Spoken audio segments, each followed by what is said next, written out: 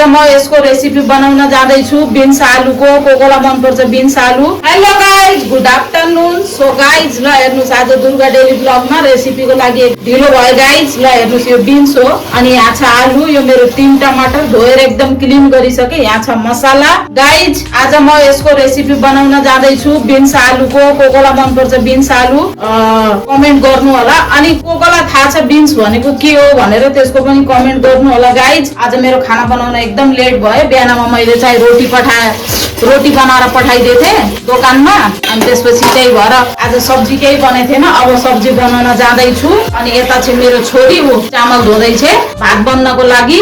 आज बिन्स र आलुको सब्जी, अनि त्यसपछि भात बन्न जाँदैछ गाइज। अनि आज अब के भन्नु गाइज, अब आज हाम्रो मम्मी आउँदै हुनुहुन्छ। मम्मीको लागि मैले वेट गरिरहेको थिएँ कतिखेर आउनुहुन्छ भनेर। मम्मी आउनुहुन्छ, मम्मीको लागि गरम गरम खाना बनाएर खिलाउँदैछु गाइज। आज हाम्रो मम्मी आउँदै हुनुहुन्छ गाउँबाट। मेरो मम्मी है, मेरो हस्बेन्डको मम्मी होइन, मेरो मम्मी आउँदै हुनुहुन्छ। त्यही भएर उहाँलाई म बिन्स आलुको सब्जी बनाउन जाँदैछु। अनि घरको साफसफाइ हेर्नु गाइज, एकदम मम्मी आउने खुसीमा एकदम मैले टकाटक घरमा एकदम झाडु पोछा आमा छोरी मिलेर हामीले गरिसक्यौँ। अनि अब यो रेसिपीको तयारी हुँदैछ। टाइमिङ भइसकेछ गाइज 2। आजको टाइमिङ फटाफट गयो टाइमिङ। ल हेर्नुहोस् गाइज, यस्तै छ। अनि त्यसपछि आज मौसम ल हेर्नुहोस् गाइज, ल हेर्नुहोस् आज मौसम छ यस्तो खालको। मुम्बई महाराष्ट्रमा मौसम चाहिँ आज यस्तो धुन्दुला धुन्दुला छ, बारिस पनि आइरहेछ, यस्तै भइरहेछ, घाम लागेको छैन गाइज। ल फटाफट म हजुरहरूलाई रेसिपी देखाउँछु। अनि मम्मी आउँदै हुनुहुन्छ, त्यही भएर मम्मी आउनुभन्दा पहिला मैले यो सब्जी र भात पकाउनु पर्छ। ल गाइज, भिडियो हेर्दै गर्नु होला। फटाफट म रेसिपी भन्छु हजुरहरूलाई। ल गाइज, यता भात चढाइसके, यता मैले कडाई पनि राखिसके सब्जी बनाउनको लागि। अब म राख्छु तेल।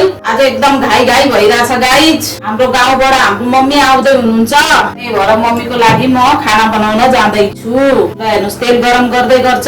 तबसम्म फटाफट म टमाटर कटिङ गर्छु। ल गाइज, मैले टमाटर कटिङ गरिसके, मेरो तेल पनि गरम भइसकेछ। म राख्छु यसमा अलिकति जिरा, अनि राख्छु मेरो यो मसाला, प्याज र मिर्ची, अनि साथमा राख्छु नमक स्वाद अनुसार। प्याज फ्राई हुन्छ गाइज, क्वान्टिटी अनुसार क्वालिटी अनुसार राख्नु होला। ल गाइज, फाइनली मेरो प्याज फ्राई भइसक्यो। अब म राख्छु यो अदरक लसुनको पेस्ट। ल हेर्नुहोस्, आज मम्मी आउने खुसीमा हाम्रो गाउँबाट आउँदै हुनुहुन्छ मम्मी नेपालबाट। त्यही भएर फटाफट म रेसिपी बनाउँदैछु। भिडियोलाई माया दिनु होला मम्मी आएकोमा। ल हेर्नुहोस् गाइज, अब म राख्छु टमाटर, अब म राख्छु हल्दी, साथमा राख्छु मसाला, यो जिरा धनियाँ फुटेको है साथीहरू, अलिकति सब्जी मसाला, अलिकति गरम मसाला राख्छु है, राम्रो लाग्छ। अब गर्छु मिक्स। ल हेर्नुहोस्, बिन्सको सब्जी कोकोलाई मनपर्छ गाइस, कमेन्ट गर्नु होला होइन। बिन्स एकदम राम्रो हुन्छ। सब्जी मसाला एकदम भइसकेछ। अब म राख्छु यो बिन्स, अब गर्छु मिक्स।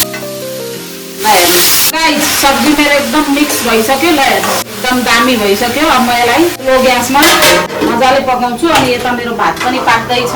अनि साथमा ल हेर्नुहोस् साथीहरू, आज म रेडी, पसिना पसिना भन्छ। वाह, मम्मी के बाल देखो, मेरे मम्मी के बाल। ल हेर्नुहोस् गाइस, यो घरमा बसी चुडा बनाउनु पर्छ कि मलाई, न त एकदम गर्मी लाग्छ, यस्तै पनि गर्मी लागिरहेको छ। आज मेरो यस्तो गेटअप छ मम्मी आउने खबरमा, मम्मी आउने खुसीमा गाइस रेसिपी हुँदै गर्छ। भिडियो हेर्दै गर्नु होला, माया दिँदै गर्नु होला है गाइस। हेर्नुहोस्, फाइनली मेरो सब्जी पाकिसक्यो। मम्मी आएको कारणले अलिकति बीचमा मैले सुट गर्न पाइनँ। बिन्स र आलुको सब्जी पाकिसक्यो गाइस, अनि भात पनि पाकिसकेको थियो मेरो। हेर्नुहोस्, अनि यहाँ आइसक्यो दुध, हस्बेन्डले दुध लिएर आउनु भएको छ।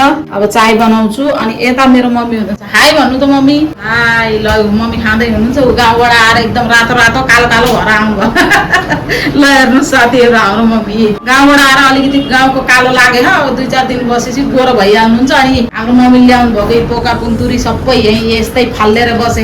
ल गाइज, ठिकै छ। ल रेसिपी हेर्नु होला, माया दिनु होला। अब के भन्ने, यस्तै हो। दुर्गा डेली ब्लगलाई लाइक शेयर सब्सक्राइब गर्न नभुल्नु होला।